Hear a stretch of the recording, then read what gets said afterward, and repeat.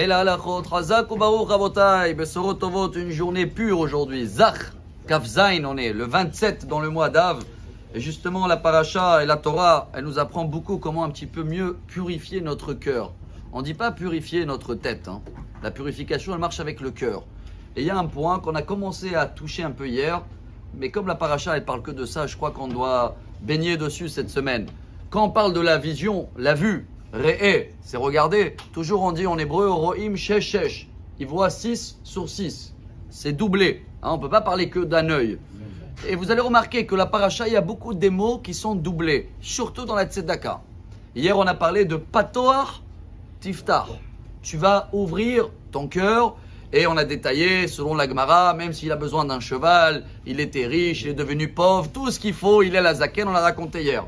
Mais après, dans la suite, il y a encore un mot qui est doublé.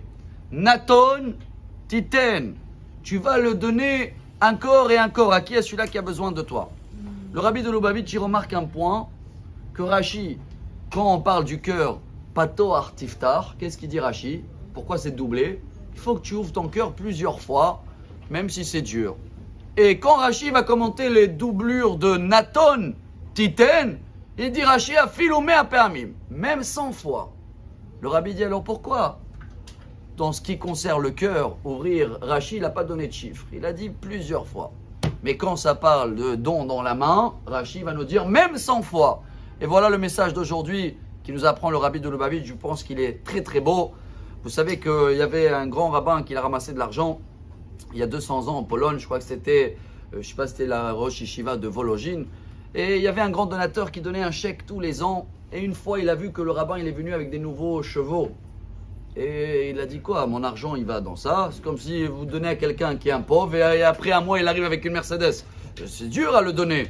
Alors, il a eu du mal à faire le chèque. Il a dit au rabbin, vous savez, vous comprenez. Le rabbin, il a dit, tu sais, souvent, nous aussi, on remarque des gens. Il est jeune. Tu dis dans ta tête, mais non, il peut travailler, lui. Ou il y a un autre, tu lui dis, mais celui-là, il y a 10 minutes, je l'ai donné déjà. Il y a beaucoup de raisons dans notre cœur qui nous empêchent de donner vraiment. Mais si dans notre cœur, on arrive à donner en pensant que mon argent que j'ai donné, ou le sourire, ou le temps que je l'ai donné, il va aller pour ce qu'il a besoin. Même si malheureusement il peut acheter une bière, mais ce ne sera pas avec mon argent. Avec mon argent, il va payer son éclecité. Alors Dieu, il va faire en sorte que ce don-là, comme ça le rabbin il dit à ce monsieur, hein, il ne va pas aller pour les nouveaux chevaux là. Hein.